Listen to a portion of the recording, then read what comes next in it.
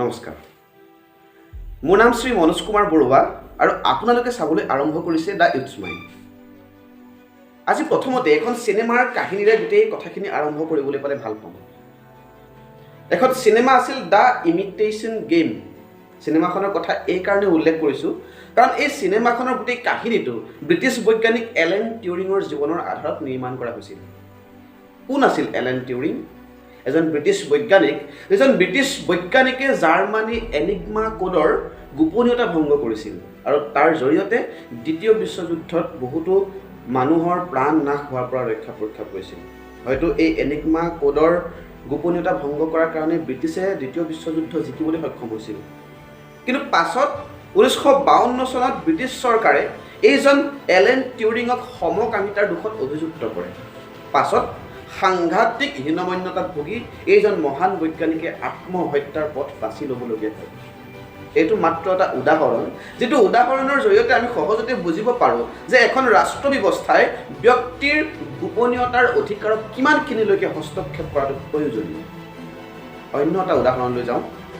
সেই সময়ত আমাৰ ভাৰতবৰ্ষৰ চাৰিওফালে এটা বিভীষিকাময় পৰিস্থিতি ইন্দিৰা গান্ধী চৰকাৰৰ দ্বাৰা ঘোষণা কৰা হৈছে ইমাৰ্জেঞ্চি সময়ত ভাৰতবৰ্ষৰ গণতন্ত্ৰৰ প্ৰতি এটা সাংঘাতিক বেয়া সময় আমাৰ সন্মুখলৈ আহিছিল ভাৰতৰ যিকেইজন ব্যক্তিয়ে ইন্দিৰা গান্ধীৰ ভুল নিয়মসমূহৰ বিৰুদ্ধে মাত মাতি থিয় হৈছিল ভাৰতবৰ্ষৰ বিভিন্ন ঠাইত জনমত গঠন কৰিবলৈ সক্ষম হৈছিল সেইসকলৰ ভিতৰত অন্যতম এজন আছিল জয়প্ৰকাশ নাৰায়ণ এইজন জয়প্ৰকাশ নাৰায়ণক এবাৰ এইখন ইন্দিৰা গান্ধী চৰকাৰে গান্ধী পিছ ফাউণ্ডেশ্যনৰ পৰা গ্ৰেপ্তাৰ কৰিলে সেই গ্ৰেপ্তাৰ হোৱাৰ সময়ত জয়প্ৰকাশ নাৰায়ণে চিঞৰি এইখন চৰকাৰক কিছুমান কথা কৈ থৈ গ'ল কিন্তু পাছদিনাখন সেই কথাবিলাক যিকেইখন বাতৰি কাকতে প্ৰকাশ কৰি উলিয়ালে গোটেই বাতৰি কাকত কেইখনকে বাজেয়াপ্ত কৰা হ'ল চৰকাৰৰ ফালৰ পৰা যেতিয়া বহু বছৰৰ পাছত পুনৰ প্ৰেছ ট্ৰাষ্ট অফ ইণ্ডিয়াই এই কথাবিলাক সদৰি কৰিলে তেতিয়াহে গম পোৱা গ'ল যে সেই সময়ত জয়প্ৰকাশ নাৰায়ণে চিঞৰি কৈ থৈ গৈছিল বিনাশ কালত বিপৰীত বুদ্ধি এইটো আন এটা উদাহৰণ যিটো উদাহৰণৰ জৰিয়তে আমি সহজতে বুজিব পাৰোঁ যে এক ৰাষ্ট্ৰ ব্যৱস্থাই ব্যক্তিৰ মত প্ৰকাশৰ স্বাধীনতা কিমানখিনিলৈকে হস্তক্ষেপ কৰাৰ প্ৰয়োজনীয়তা আছে যেতিয়া আজি আমি গোটেই কথাখিনি আলোচনা কৰাৰ প্ৰাৰম্ভতে গোপনীয়তাৰ অধিকাৰ বা ব্যক্তিৰ মত প্ৰকাশৰ স্বাধীনতা এইবিলাক কথা আলোচনা কৰিছোঁ আপোনালোকে হয়তো আজি আমাৰ গোটেই ভিডিঅ'টোৰ বা গোটেই কথাখিনি বা আলোচনাখিনি বিষয়বস্তুৰ সৈতে ইতিমধ্যে পৰিচিত হৈছে হয় আপোনালোকে ভবাৰ দৰে আমিও আজি কথা পাতিবলৈ আৰম্ভ কৰিছোঁ ইনফৰমেশ্যন টেকন'লজি ৰুলছ 2021ৰ বিষয়ে আমি এই আজি কথাখিনিৰ জৰিয়তে এই নিয়মখিনিৰ কথা পাতিবলৈ যাম কিন্তু তাৰ আগতে এজন ৰাজনীতি বিজ্ঞান বিভাগৰ ছাত্ৰ হিচাপে এখন চৰকাৰে লোৱা বিভিন্ন আইন বিভিন্ন নীতি নিয়মৰ ধনাত্মক আৰু ঋণাত্মক উদাৰতাবাদ অথবা ধনাত্মক আৰু ঋণাত্মক স্বাধীনতাৰ ফালৰ পৰা আমি প্ৰত্যেকখন নীতি নিয়ম বা আইনকে বিচাৰ বিশ্লেষণ কৰি চোৱাৰ প্ৰয়োজনীয়তা আছে বুলি ভাবিছোঁ আৰু তেতিয়াহে এখন আইন বা এখন নীতি নিয়মৰ এক শুদ্ধ বিশ্লেষণ আমাৰ সন্মুখলৈ আহে আজি গোটেই কথাখিনি আলোচনা কৰাৰ আগতে আমি এটা কথা পূৰ্ব চৰ্ত হিচাপে মানি লোৱাটো আটাইতকৈ প্ৰয়োজনীয় যে বৰ্তমান সময়ত যিবিলাক অসামাজিক কৰ্মকাণ্ড সংঘটিত হয় বা যিবিলাক বেয়া কাম আমাৰ চাৰিওফালে ঘটি আছে তাৰ আঁৰত পোনপটীয়াকৈ নহ'লেও আওঁপকীয়াকৈ হ'লেও কোনোবা এটা সামাজিক মাধ্যম জড়িত হৈ আছেই কিন্তু যেতিয়া জেনেৰেল ডায়াৰে জালিয়ানৱালাবাগত শ ভাৰতীয় লোকক গুলীৰে থকা সৰকা কৰি হত্যা কৰিছিল তেতিয়া আমাৰ মাজত সামাজিক মাধ্যমৰ ব্যৱস্থা আছিল নেকি নে নাইজেল কলেটে তেখেতৰ বিখ্যাত কিতাপ দ্য বাটচাৰ অফ অমৃতসৰত লিখাৰ দৰে সেই সময়ত জেনেৰেল ডায়াৰৰ বিবেকত সক্ৰিয় হৈ আছিল এক অন্ধ অতি ৰাষ্ট্ৰীয়তাবাদৰ আৱেগ সেই নাথুৰাম গডছে যেতিয়া আমাৰ জাতিৰ পিতা মহাত্মা গান্ধীৰ বুকুত 3টা গুলীৰে তেখেতৰ বুকুত থকা সৰকা কৰিছিল তেতিয়া সেই নাথুৰাম গডছে হত্যা কৰা সময়তো আমাৰ মাজত কোনো সামাজিক মাধ্যম সক্ৰিয় অৱস্থাত আছিল নেকি আচলতে দুখটো কাৰ সামাজিক মাধ্যম নে সামাজিক মাধ্যম ব্যৱহাৰকাৰী মানুহৰ দুখৰ বাবে বা ভুলৰ বাবে বৰ্তমান সময়ত সামাজিক মাধ্যমে বহুখিনি দুখ গাত পাতি ল'বলগীয়া হৈছে এটা আমক পিচিলে চাটনি হোৱাৰ দোষ আমটোৰ নে খোৱাজনৰ? আজি এই গোটেই কথাখিনি আজি আমি বিচাৰ বিশ্লেষণ কৰিবলৈ আজি আমি মিলিত হৈছোঁ। কি আছে ইনফৰমেশ্যন টেকনলজি ৰুলছ 2021 কি আছে? এই ৰুলছখনৰ জৰিয়তে পোনপ্ৰথমতে কোৱা হৈছে সামাজিক মাধ্যমৰ দুটা ভাগৰ কথা। এটা SMI ছ'চিয়েল মিডিয়া ইণ্টাৰমিডিয়েৰিজ আৰু দ্বিতীয়টো হৈছে ছিগনিফিকেণ্ট ছ'চিয়েল মিডিয়া ইণ্টাৰমিডিয়েৰিজ অৰ্থাৎ SSMI। এই ছিগনিফিকেণ্ট ছ'চিয়েল মিডিয়া ইণ্টাৰমিডিয়েৰিজবিলাক সেইবিলাক সামাজিক মাধ্যম যিবিলাক সামাজিক মাধ্যমৰ ব্যৱহাৰকাৰী 50 লাখতকৈ অধিক।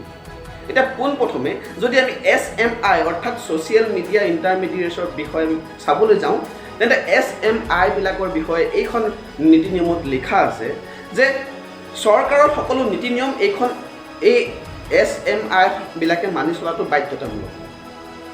ব্যৱহাৰকাৰী আপত্তিক 24 ঘণ্টাৰ ভিতৰত সমাধান কৰিব লাগিব। আৰু তৃতীয়টো কথা অতি গুৰুত্বপূৰ্ণ লিখা আছে যে যিবিলাক আনলফুল ইনফৰমেশ্যন এই আনলফুল ইনফৰমেশ্যনবিলাক এই ছ'চিয়েল মিডিয়া ইণ্টাৰমিডিয়েটছবিলাকে আঁতৰ কৰাত অতি বেছিকৈ সক্ৰিয় হোৱাটো প্ৰয়োজনীয়। আটাইকেইটা অতি গুৰুত্বপূৰ্ণ কথা আৰু এখন সুস্থ সমাজৰ বাবে বা এখন সুস্থ সমাজ গঠনৰ বাবে অতি আটাইতকৈ গুৰুত্বপূৰ্ণ কথা। তাৰ পাছত যেতিয়া আমি ছিগনিফিকেণ্ট ছ'চিয়েল মিডিয়া ইণ্টাৰমিডিয়েটৰ কথা পাতিবলৈ যাম তাৰ কাৰণে এইখন ৰুলছত লিখা আছে প্ৰথমতে chief compliance officer nodal contact person বা এজন ৰেচিডেণ্ট গ্ৰিভেন্স অফিচাৰৰ নিয়োগ কৰাৰ কথা। দ্বিতীয়তে লিখা আছে যে যিবিলাক ছিগনিফিকেণ্ট ছ'চিয়েল মিডিয়া ইণ্টাৰমিডিয়েটছ আছে সেইবিলাকৰ যিবিলাকে মেছেজিঙৰ সুবিধা দিয়ে বা বাৰ্তা প্ৰদানৰ সুবিধা দিয়ে সেই বাৰ্তা প্ৰদানৰ সুবিধা দিয়া ছিগনিফিকেণ্ট ছ'চিয়েল মিডিয়া ইণ্টাৰমিডিয়েটছসকলে বা বিলাকে বাৰ্তাটো প্ৰেৰণ কৰা যিজন অৰিজিনেটৰ অৰ্থাৎ মূল মানুহ সেই মূল মানুহজনৰ পৰিচয়ক চৰকাৰৰ আগত প্ৰয়োজন সাপেক্ষে চিনাকি কৰি দিব লাগিব। এতিয়া এইখিনিতেই এণ্ড টু এণ্ড এনক্ৰিপশ্যনৰ যিটো হোৱাটছএপৰ কথা সেই হোৱাটছএপৰ কথাটোৰ লগত প্ৰতিবন্ধকতাৰ সৃষ্টি হৈছে আৰু সেই হোৱাটছএপে দিল্লী হাইকোৰ্টৰ ওচৰলৈও যাবলৈ যিবিলাক ডিজিটেল নিউজ বা OTT প্লেটফৰ্ম যেনে নেটফ্লিক্স এমাজন প্ৰাইম আদিৰ দৰে যিবিলাক সুবিধা আছে সেইবিলাকৰ কাৰণে এইখন নিয়মত স্পষ্টকৈ কোৱা হৈছে যে পেৰেণ্টেল লক বা এজ ডিটেক্টৰ মেকানিজম এই ডিজিটেল নিউজ বা OTT প্লেটফৰ্মবিলাকে লাগু কৰাটো প্ৰয়োজনীয়। আটাইতকৈ ভাল কথা এটা, কাৰণ বৰ্তমান সময়ত বহুতো সৰু বিদ্যালয়ৰ ছাত্ৰ ছাত্ৰীয়ে এইবিলাকৰ জড়িত হৈ নিজৰ পঢ়া শুনা ক্ষতি কৰা দেখা যায়। এই ডিজিটেল নিউজৰ ক্ষেত্ৰত কোৱা হৈছে যে প্ৰেছ কাউন্সিল অফ ইণ্ডিয়া আৰু কেবল টেলিভিছন নেটৱৰ্ক ৰেগুলেশ্যন ইয়াৰ নিয়মসমূহ সম্পূৰ্ণৰূপে ডিজিটেল নিউজে বৰ্তমান মানি চলাটো প্ৰয়োজনীয়। তাৰ সলনি এইখন নিয়মৰ জৰিয়তে এটা গ্ৰিভেন্স ৰিড্ৰেচেল মেকানিজমৰ কথা কোৱা হৈছে যাৰ জৰিয়তে এটা 3-স্তৰীয় এটা ব্যৱস্থাৰ কথা কোৱা হৈছে যাৰ প্ৰথম যিবিলাক সামাজিক মাধ্যমত আমি বৰ্তমানৰ পৰা দেখিবলৈ পাম এটা 3-স্তৰীয় নিৰীক্ষণ ব্যৱস্থা যাৰ প্ৰথমটোত থাকিব এজন গ্ৰিভেন্স ৰিড্ৰেচেল অফিচাৰ বা GRO। তাৰ দ্বিতীয় স্তৰটোত আমি দেখিবলৈ পাম নিউজ OTT পাব্লিছাৰ আদিৰ লগত মিলি এখন 6জনীয়া কমিটি, আটাইতকৈ বেছিকৈ সদস্য সংখ্যা হ'ব লাগিব 6জন আৰু 6জনীয়া কমিটি সদস্যসকলৰ লগত থাকিব লাগিব এজন প্ৰাক্তন উচ্চ ন্যায়ালয় বা উচ্চতম ন্যায়ালয়ৰ জাষ্টিছ বা বিচাৰপতি বা তাৰ লগত জড়িত কোনো ধৰণৰ সমাজৰ সচেতন ব্যক্তি। আৰু একেবাৰে তৃতীয় পৰ্যায় আটাইতকৈ বিতৰ্কিত এই তৃতীয় পৰ্যায়টোত ভাৰতৰ মিনিষ্ট্ৰী অফ ইনফৰমেশ্যন এণ্ড ব্ৰডকাষ্টিঙৰ প্ৰত্যক্ষ সংস্পৰ্শত থাকিব। এইখিনিতে আটাইতকৈ গুৰুত্ব প্ৰশ্নটো আমাৰ সন্মুখলৈ আহিছে। যেতিয়া আমি এই নিয়মবিলাকৰ ভাল বেয়া বিচাৰ বিশ্লেষণ কৰিবলৈ যাম তেতিয়া পোনপ্ৰথমতে মই দ্য হিন্দু নামৰ জনপ্ৰিয় বাতৰি কাকতখনৰ এটা সম্পাদকীয় ধাৰ কৰিবলৈ পালে ভাল পাম। দ্য হিন্দুত কৈছে সম্পাদকীয়ত উল্লেখ কৰা হৈছে যে এই গোটেই নিয়মবোৰ কুকুৰৰ বেশত থকা এটা কুকুৰ নেচিয়া বাঘ। অতি আচৰিত। বৰ্তমান সময়ত আগতে উল্লেখ কৰি অহাৰ দৰে উচ্চতম ন্যায়ালয়ৰ KS পুট্টুস্বামী আদিৰ দৰে যিবিলাক অতি গুৰুত্বপূৰ্ণ গোচৰ এই গোচৰবিলাকৰ জৰিয়তে গোপনীয়তাৰ অধিকাৰক গুৰুত্ব দিয়া হৈছে। প্ৰাথমিক ব্যক্তিৰ প্ৰাথমিক অধিকাৰ অন্তৰ্ভুক্ত ভাৰতীয় সংবিধানৰ অনুচ্ছেদ 14, অনুচ্ছেদ 19 আৰু অনুচ্ছেদ 21ৰ যিটো ত্ৰিভুজ এই ত্ৰিভুজৰ যিটো উপাদেয় ফচল এই উপাদেয় ফচলৰ জৰিয়তে আমি এখন গণতন্ত্ৰত ব্যক্তিৰ গোপনীয়তাৰ অধিকাৰক অতি বেছি লক্ষ্য কৰাটো আমাৰ কাৰণে একো ডাঙৰ কথা নহয়। অনুচ্ছেদ 50ৰ জৰিয়তে আমাৰ কাৰ্যপালিকা আৰু ন্যায়পালিকা এই দুই শক্তিৰ মাজৰ ক্ষমতা বিভাজন গণতন্ত্ৰৰ কাৰণে আটাইতকৈ প্ৰয়োজনীয় কথা। আটাইতকৈ প্ৰয়োজনীয় এই কাৰণেই যিহেতু এই ন্যায়পালিকা আৰু কাৰ্যপালিকাৰ উপৰোক্ত যিটো হস্তক্ষেপ, সেই হস্তক্ষেপে এখন দেশৰ গণতান্ত্ৰিক ভাৱধাৰা বহুখিনি কমাই আনে। উদাহৰণস্বৰূপে যদি আমি জ্যেষ্ঠ সাংবাদিক বিনোদ দুৱাৰ উদাহৰণ লওঁ, তেন্তে আজি কেইদিনমান আগতে বিনোদ দুৱাক হিমাচল প্ৰদেশৰ এজন ৰাজনীতিবিদে তেখেতৰ এটা ইউটিউব ভিডিঅ'ৰ বাবে তেখেতৰ ওপৰত দেশদ্ৰোহিতাৰ গোচৰ দিলে। 124 ক অধীনত এটা দেশদ্ৰোহিতাৰ গোচৰ দিলে। কিন্তু যেতিয়া কালি ভাৰতৰ উচ্চতম ন্যায়ালয়ে এই গোচৰৰ ৰায়দান দিছে, তেতিয়া স্পষ্টকৈ উল্লেখ কৰিছে যে এজন ব্যক্তিয়ে তেতিয়ালৈকে চৰকাৰক সমালোচনা কৰাৰ অধিকাৰ আছে যেতিয়ালৈকে সেই সমালোচনাই এটা হিংসাৰ সূচনা নকৰে। তেন্তে আজি আপুনি কল্পনা কৰক, যদিহে সেই ন্যায়পালিকাই যিটো ন্যায় দিছে, সেই ন্যায়টো যদি এজন কাৰ্যপালিকা অৰ্থাৎ ৰাজনীতিবিদে দিলেহেঁতেন, তেন্তে হয়তো বিনোদ দুৱাৰ জীৱনৰ বাকী সময়খিনি হয়তো তেখেতে বন্ধ কোঠাৰ জেলত কটাবলগীয়া হয়। আটাইতকৈ গুৰুত্বপূৰ্ণ কথা, এই গোচৰৰ ৰায়দান দিয়াৰ সময়তে ভাৰতীয় উচ্চতম ন্যায়ালয়ে কেদাৰনাথ জাজমেণ্টৰ কথা অতি স্পষ্টকৈ উল্লেখ কৰিছে। গতিকে এইবিলাক কথা আমি গুৰুত্ব দিয়াৰ পূৰ্ণৰূপে প্ৰয়োজন আছে। যদি আমি চাওঁ, তেন্তে ভাৰতবৰ্ষ গণতান্ত্ৰিক দেশবিলাকৰ তালিকাত লাহে লাহে পাছলৈ আহি থকা আমাৰ পৰিলক্ষিত হয়। যদি আমি চাওঁ, তেন্তে ভাৰতবৰ্ষত সাংবাদিকৰ স্বাধীনতা, ব্যক্তিৰ স্বাধীনতা দিশত যিখন তালিকা ভাৰতবৰ্ষত, তাতো যেন লাহে লাহে পাছলৈ আহি থকা আমাৰ পৰিলক্ষিত হয়। গতিকে এনেকুৱা এটা প্ৰেক্ষাপটত, কৰোণা মহামাৰীৰ এনেকুৱা ভয়াৱহতাৰ মাজত আমি সঁচাকৈ বিচাৰিম যাতে কাৰ্যপালিকাই এনেকুৱা যিবিলাক